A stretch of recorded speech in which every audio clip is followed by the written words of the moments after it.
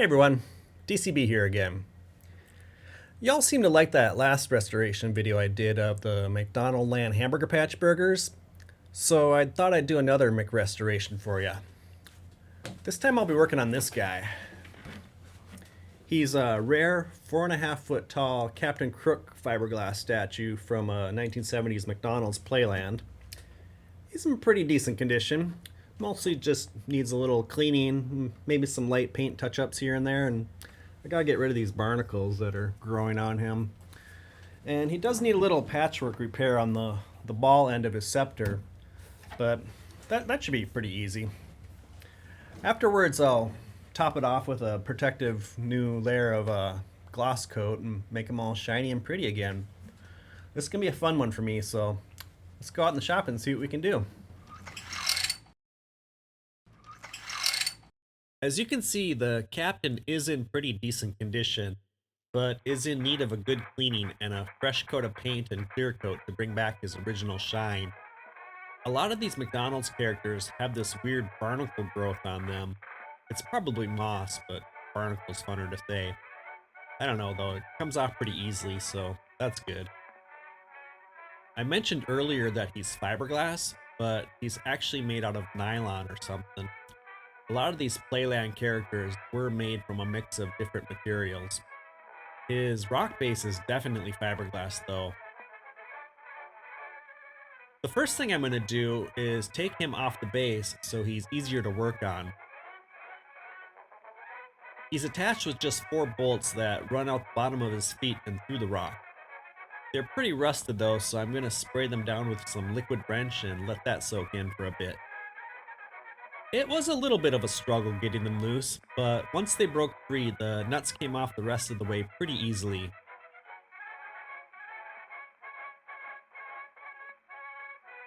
Next, I use a variety of pry bars and screwdrivers and hammers to try to get them loose and separated from the rock.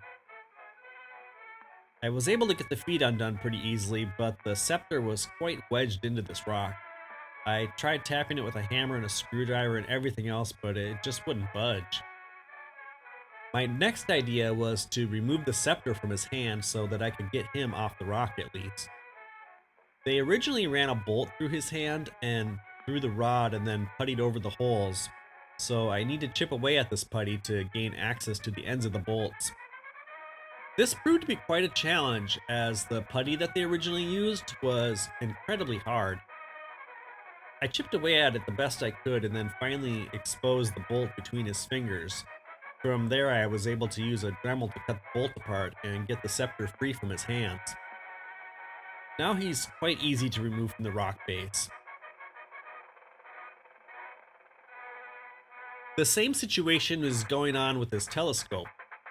This time they used 2 bolts and puttied over the holes as well. So again, I had to chip away at them. This was a lot more challenging as there wasn't as easy access to the bolts.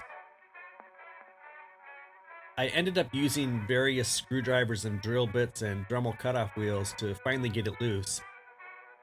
In the process though, I did some damage to the telescope, but that should be easy to fix. With him no longer holding the scepter, I could use more force in pounding it out of the rock.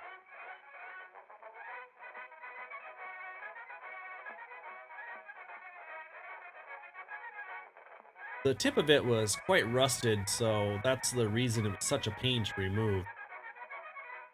A large chunk fell out of the ball end in the process as well. To fix the ball, I'm going to glue it back together with Gorilla Weld. This is similar to JB Weld. It's a 2-part resin and hardener that you squeeze out equal amounts of and mix together. It's incredibly strong once it cures.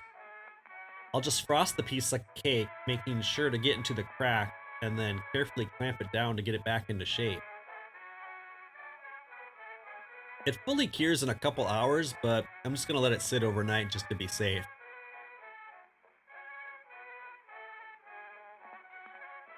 Now I can take a file to it and smooth it out as best as I can.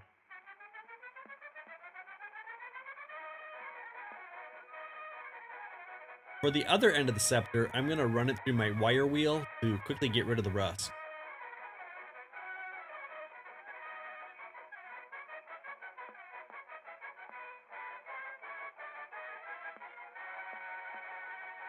I'll then fill this crack in with some more Gorilla Weld.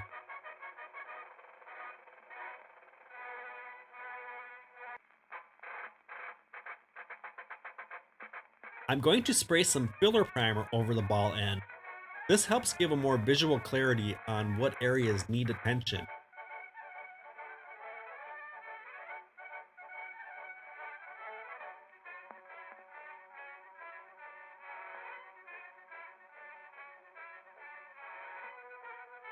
A little filing and sanding, and then I'll fill in the remaining rough areas in with some glazing putty.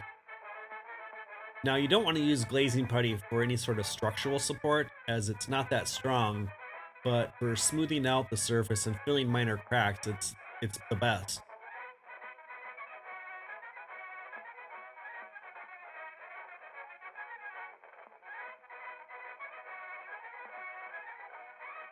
After this cures, I'll give it a wet sanding and then another layer of primer.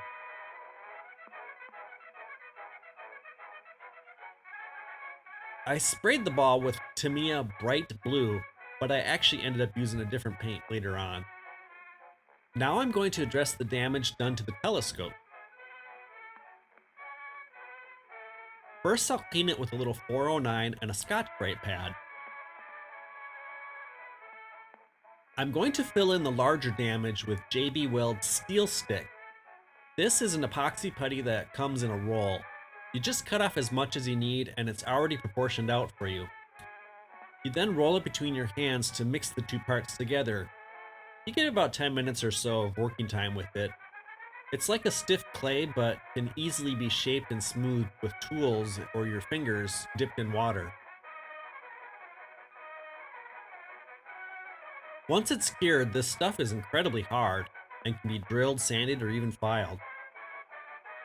Some more filler primer. Next, I'm going to spray it with Plastic Coat Gold Paint. This is an older can of paint that I had lying around. I've noticed lately that vintage spray paints were far superior with their metallics than the new modern paints seem to be. I'm not sure why that is. Now that the gold is dry, I'm going to brush on some Rust-Oleum enamel. This is a custom mix that I made using leather brown and a little bit of black. I ended up doing about 2 coats of this. For the glass looking ends, I'm going to be using some Rust-Oleum in Seaside Blue. I like using this method of spray painting spray paint into a cup and then brushing it on. Spray paint comes in such a wide variety of colors, and it's just easier to do it this way than buying a bunch of little jars of paint at a hobby store or something. Now I'm going to give the captain a little bath of 409 Scotch-Brite pads and some rags. Like I said, he's not too bad, just a little dingy. The rock base has a lot of loose paint that we need to remove before we can prime and paint it. We're just using wire brushes and scrapers here.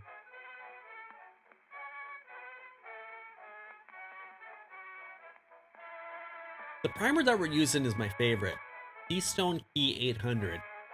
It's a 2-part automotive primer that you mix with a catalyst and some thinner. It sprays on real nice and thick and gives a nice solid foundation to paint on later. Like with all primers, the matte gray finish makes it easier for you to see what areas are in need of attention. Again, we're using glazing putty to fill in the nicks and dinks.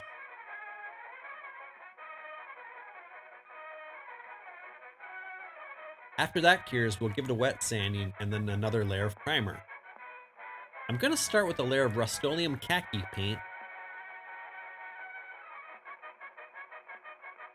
and I'll follow that up with a light misting of Rust-Oleum nutmeg. And then to give the rock a textured look, I thinned out some Rust-Oleum leather brown with a splash of xylene and put it in my spray gun and set the pressure to only about 20 psi. This spattered the paint out into a perfect speckled pattern. To give the rock even more depth, I'm spraying the top surfaces lightly with some Tamiya paint in a light sand color.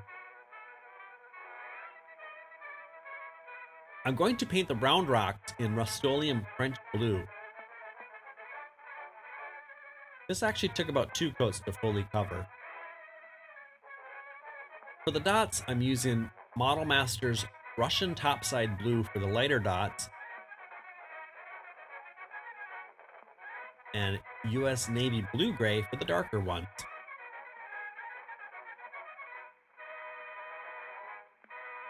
The boots are the same color as the telescope, which is Rust-Oleum leather brown with a bit of black added to it. The coat is a mix of Rust-Oleum red with white to give it a nice rosy pink color.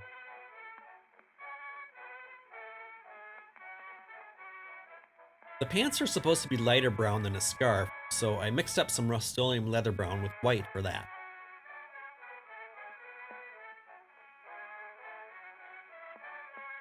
His skin was a little tricky to get right. I ended up mixing white, yellow, red, a little bit of brown, and a pinch of green. It took several attempts to finally get it right, but I think I got it pretty close. To secure his telescope, I'm going to put some threaded rod through the holes and then putty the ends up with epoxy sculpt. This is a 2-part molding compound that cures rock solid after several hours. Again, this can be smoothed out with wet fingers or tools. The same thing for his scepter. A threaded rod will be inserted through his fingers and putty will be used to fill the holes.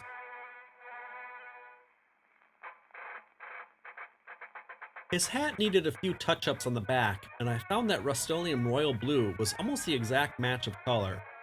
But of course, since his hat was faded, the shade was ever so slightly off, so I ended up painting the whole thing over.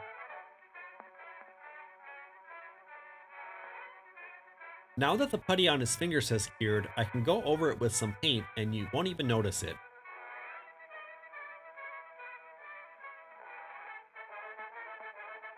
He's done being painted, so now it's time to give him a full spray down with several layers of Omni Automotive Clear Coat.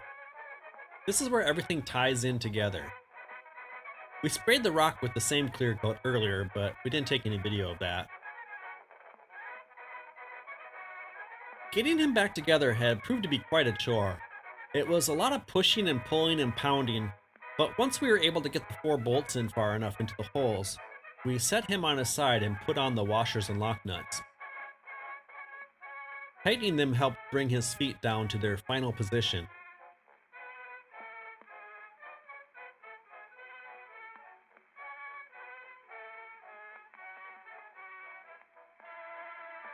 And here he is in all his glossy glory. Quite a difference, huh?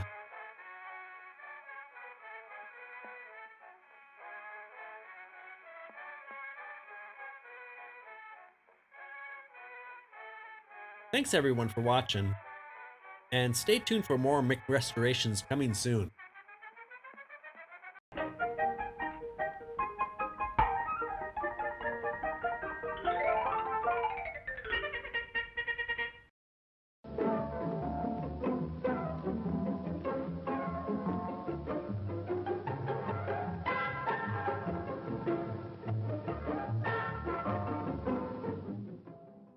You're weird.